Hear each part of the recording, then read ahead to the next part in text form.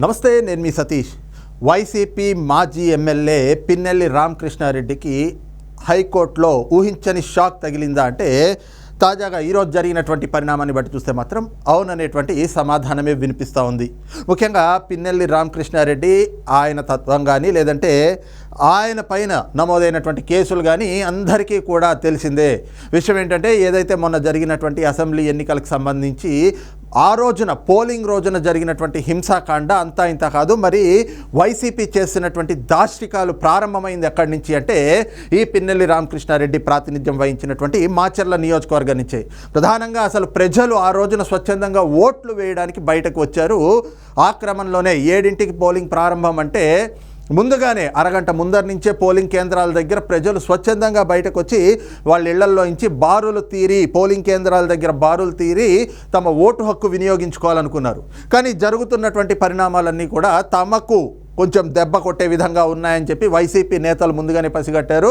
ఆ రోజున రాష్ట్రం మొత్తం కూడా పోలింగ్ సజావుగా సాగనివ్వకూడదు అని చెప్పి జగన్మోహన్ రెడ్డి డైరెక్షన్లోనే ఆ పార్టీ అభ్యర్థులంతా కూడా ఎక్కడికక్కడ హింసాకాండ సృష్టించడమే వాళ్ళ పరమావధిగా పెట్టుకుని ఆ దిశగానే చర్యలు ప్రారంభించారు.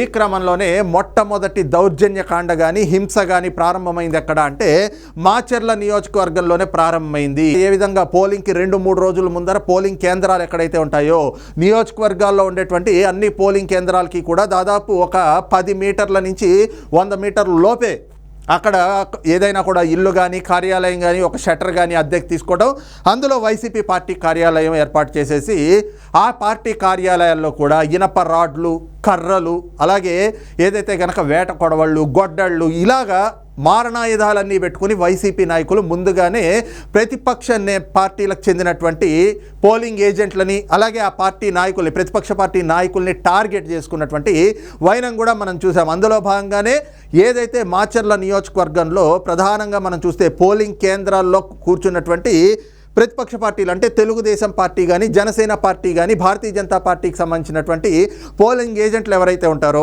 వాళ్ళని పోలింగ్ కేంద్రాల్లోంచి బలవంతంగా బయటకి లాక్కొచ్చి వాళ్ళ మీద ఎంత దారుణంగా దాడులకు తెగబడ్డారు అనేటువంటిది కూడా చూసాం. దాని పర్యవసానంగా అనేక మంది గాయాల పాలయ్యారు. ముఖ్యంగా మహిళల పైన కూడా కత్తులతోటి గొడ్డళ్లతోటి దాడులకి తెగబడ్డటువంటి వైనం కూడా ఏదైతే ఈ పిన్నెల్లి రామకృష్ణారెడ్డి ఆధ్వర్యంలోనే మాచర్ల నియోజకవర్గంలో ప్రారంభమైంది. అక్కడ జరిగినటువంటి హింస కూడా అంతా ఇంత కాదు. ఇక ఆ క్రమంలోనే చూస్తే పాల్వాయి గేటు దగ్గర ఉన్నటువంటి పోలింగ్ బూత్ కేంద్రంలో నేరుగా అప్పటికి ఒక ఎమ్మెల్యేగా ఉన్నటువంటి వ్యక్తి వైఎస్ఆర్ కాంగ్రెస్ పార్టీ అంటే అధికారంలో ఉన్న పార్టీ అప్పటికి ఆ పార్టీ అభ్యర్థిగా ఉంటూ ప్రజాస్వామ్యాన్ని పరిరక్షించాలి, ఎన్నికలు సజావుగా సాగే దాంట్లో ఎంతో బాధ్యత కలిగినటువంటి ప్రజాప్రతినిధిగా వ్యవహరించాల్సినటువంటి పిన్నెల్లి రామకృష్ణారెడ్డి నేరుగా వెళ్ళి అక్కడ ఈవీఎం మిషన్ తమకు వ్యతిరేకంగా ఓటింగ్ జరుగుతోంది, ప్రజలందరూ కూడా తమకు వ్యతిరేకంగా ఓట్లు వేస్తున్నారు అనేటువంటి అనుమానంతో ఈవీఎం మిషన్లను ధ్వంసం చేశాడు. అక్కడ ఆ ఈవీఎం మిషన్ ధ్వంసం చేయడంతో పాటు ఎవరైతే అడ్డొచ్చినటువంటి తెలుగుదేశం పార్టీ పోలింగ్ ఏజెంట్ ఎవరైతే ఉంటారో నంబూరు శేషగిరిరావు ఆయన్ని బెదిరింపులకు పాల్పడడంతో పాటుగా ఆయన పైన హత్యాయత్నం కూడా చేసినటువంటి వైనాన్ని మనం చూసాం. ఏదైతే 12 కుట్లు నెత్తి మీద గొడ్డలతోటి నరికితే 12 కుట్లు కూడా పడ్డాయి ఆయనకి. అలాగే బయటకు వచ్చిన తర్వాత బయట స్థానికంగా ఉండేటువంటి మహిళలు ఒక ఎమ్మెల్యే అయి ఉండి నువ్వు ఇంత రౌడీలాగా వీధి రౌడీలాగా ప్రవర్తించడం ఏమిటి అని చెప్పేసి ప్రశ్నించినటువంటి మహిళల పైన దుర్భాషలాడుతూ లకారాలతోటి వాళ్ళని సంబోధిస్తూ ఆ రోజున మహిళల పైన కూడా బెదిరింపులకు పాల్పడినటువంటి వీడియోలు కూడా సోషల్ మీడియాలో పెద్ద ఎత్తున వైరల్ అయినటువంటి పరిస్థితి చూసాం. అదే సమయంలో మనం చూస్తే కారంపూడిలో ఒక సిఐ పైన నేరుగా హత్యాయత్నానికి కూడా పాల్పడినటువంటి వైనం ఇవన్నీ కూడా అప్పటికప్పుడు వెలుగులోకి రాలేదు. కానీ 1-2 ఉదంతాలు వెలుగులోకి వచ్చిన మిగతా అనేక అంశాలు మాత్రం కొద్ది రోజుల తర్వాత బయటపడ్డటువంటి పరిస్థితి. ఇక ఏదైతే ఈ ఈవీఎం ధ్వంసం చేసిన తర్వాత పిన్నెల్లి రామకృష్ణారెడ్డి మాచర్ల నియోజకవర్గం నుంచి ఏదైతే మాచర్ల నియోజకవర్గంలో ఆయన్ని హౌస్ అరెస్ట్లో పెట్టినా కూడా కొంతమంది వ్యక్తుల సాయంతో ఆయనైతే గనక ఆయన ఇంట్లోంచి పరారయ్యారు. ఆ తర్వాత ఒక 2 రోజులకి పోలీసులు వేట మొదలు పెట్టగా అది కూడా కేంద్ర ఎన్నికల సంఘం నుంచి రాష్ట్ర డీజీపీకి ఆదేశాలు రావటం, ఆయన్ని ఢిల్లీకి పిలిపించుకుని ఆయనకు అక్కడ తలంటిన తర్వాత రాష్ట్ర డీజీపీ ఆదేశాల మేరకు పోలీసులు కూడా కదలిక వచ్చి బృందాలుగా విడిపోయి ఆ పిన్నెల్లి రామకృష్ణారెడ్డి కోసం వేట కూడా మొదలుపెట్టినటువంటి పరిస్థితి. ఈ క్రమంలో పిన్నెల్లి రామకృష్ణారెడ్డి అయితే దొరకలేదు. కానీ ఆయన డ్రైవర్ ఎవరైతే ఏదైతే ఆయన వాహనం కానీ ఆయన డ్రైవర్ కానీ తెలంగాణలోని అంటే హైదరాబాద్లోని సంగారెడ్డి దగ్గర వాళ్ళు దొరికారు. ఆ తర్వాత కూడా ఏదైతే ముందస్తు బెయిల్కి ఆంధ్రప్రదేశ్ హైకోర్టులో అప్లై చేసుకోవడం, హైకోర్టు కూడా అప్పుడైతే కనుక ఆయనకి ముందస్తు బెయిల్ అంటే ఆయన పైన ఉన్నటువంటి అరెస్ట్ ఏదైతే ఉందో ఆ అరెస్టుని కొద్ది రోజుల పాటు అరెస్ట్ చేయొద్దు అంటూ కూడా 1-2 తారీఖులు ఇస్తూ అప్పటి వరకు ఆయనకి ముందస్తు బెయిల్ అయితే ఇస్తూ వచ్చారు. కానీ ఇప్పుడు ఏదైతే గనక ప్రభుత్వం మారిన తర్వాత వ్యవస్థలన్నింటిలో కూడా మార్పులు వస్తూ ఉన్నాయి. ఈ క్రమంలోనే మళ్ళీ తాజాగా పిన్నెల్లి రామకృష్ణారెడ్డి ఏదైతే తన పైన ఉన్నటువంటి కేసులు, ఆ 4 కేసులు ఏవైతే ఉన్నాయో, పాల్వాయి గేట్ దగ్గర ఈవీఎం మిషన్ ధ్వంసం చేయడం కావచ్చు, అలాగే దాన్ని అడ్డుకోబోయినటువంటి నంబూరు శేషగిరిరావు మీద తెలుగుదేశం పార్టీ కార్యకర్త అలాగే పోలింగ్ ఏజెంట్గా వ్యవహరించినటువంటి నంబూరు శేషగిరిరావు మీద ఎంత నిర్దాక్షిణ్యంగా దాడి చేశారు, ఆయన పైన హత్యాయత్నానికి పాల్పడ్డాడు, ఆ అంశంలో కూడా ఒక కేసు నమోదయ్యింది. అదే సమయంలో మహిళల్ని బెదిరింపులకు పాల్పడ్డ మహిళల పట్ల కూడా ఆ అంశంలో కూడా పిన్నెల్లి రామకృష్ణారెడ్డి మీద ఆయన సోదరుడి పైన కూడా కేసులు నమోదైనటువంటి పరిస్థితి. వీటితో పాటు ఏదైతే కారంపూడి సిఐ పైన కూడా హత్యాయత్నానికి పాల్పడినటువంటి ఘటన, ఈ 4 అంశాలపైన కూడా పిన్నెల్లి రామకృష్ణారెడ్డి పైన ఇప్పటికే కేసులు నమోదై ఉన్నాయి.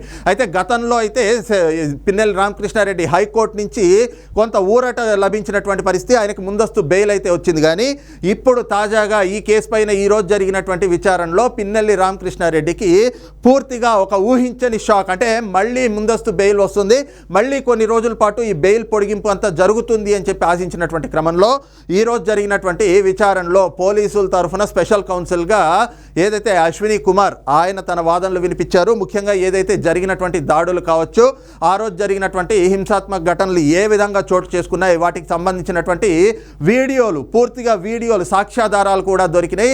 అలాగే ఈవీఎం మిషన్ ధ్వంసం చేసినటువంటి అంశం కావచ్చు, ఈ అంశాలకు సంబంధించి పూర్తిగా కూడా ఆధారాలతో సహా న్యాయస్థానం ముందు పెట్టడం.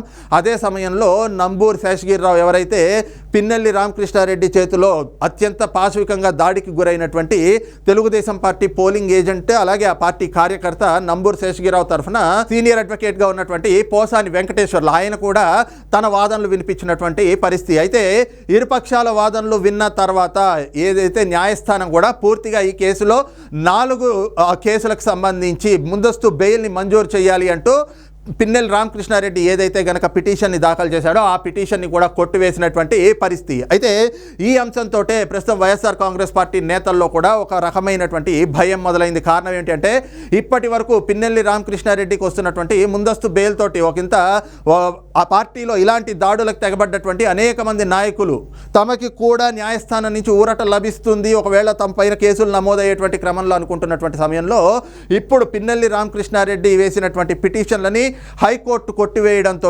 పిన్నెల్లి రామకృష్ణారెడ్డి అరెస్ట్ తథ్యం అన్నటువంటి ఒక ప్రచారం కూడా పెద్ద ఎత్తున జరుగుతూ ఉంది.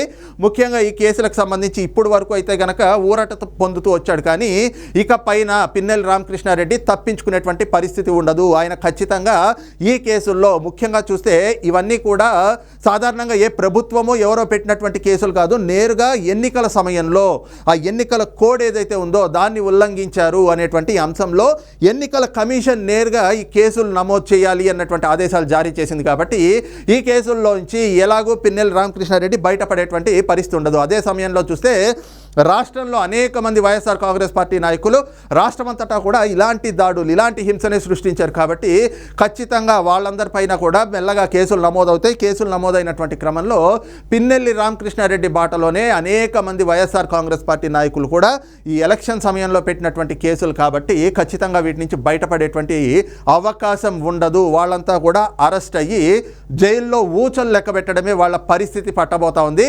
ఇక ఈ క్రమంలోనే 1-2 రోజుల్లో పిన్నెల్లి రామకృష్ణారెడ్డిని అరెస్ట్ చేసేటువంటి అవకాశాలు కూడా ఉన్నాయి అన్నటువంటి ఒక అభిప్రాయం అయితే గనక అటు పోలీస్ వర్గాల నుంచి అలాగే ఇటు న్యాయ నిపుణుల నుంచి కూడా వ్యక్తమవుతా ఉంది. మరి ఈ అంశం మాత్రం అటు జగన్మోహన్ రెడ్డికి అలాగే పిన్నెల్లి రామకృష్ణారెడ్డికి ముఖ్యంగా వైఎస్ఆర్ కాంగ్రెస్ పార్టీ శ్రేణుల్లో కూడా పార్టీ నేతల్లో కూడా ఒకంత భయాన్ని అయితే గనక రేపేస్తూ ఉంది. అదే సమయంలో ఈ అంశం అంటే పిన్నెల్లి రామకృష్ణారెడ్డి పిటిషన్లు కొట్టివేయడం అనేటువంటిది కూడా ఈ రోజున ఒక ఊహించని షాక్గానే పరిణమించింది అన్నటువంటి అభిప్రాయాలు కూడా వ్యక్తమవుతా ఉన్నాయి. మరి ఈ అంశం పైన మీ అభిప్రాయం ఏంటనేటువంటిది కూడా కింద కామెంట్ సెక్షన్లో మెన్షన్ చేయండి. Thank you.